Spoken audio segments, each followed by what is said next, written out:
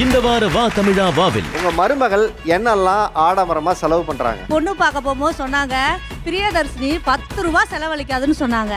அதையும் நம்பி நான் கட்டிட்டு வந்துட்டேன். இப்ப 10,000 ரூபாய் கொண்டு போனா சவுளி கடை விட்டு வெளியேற வர மாட்டேங்குது சார். பேர் என்னம்மா? என் பேர் வேளாங்கண்ணி. வேளாங்கண்ணி வெள்ளந்தியா இருந்திருக்கீங்களே.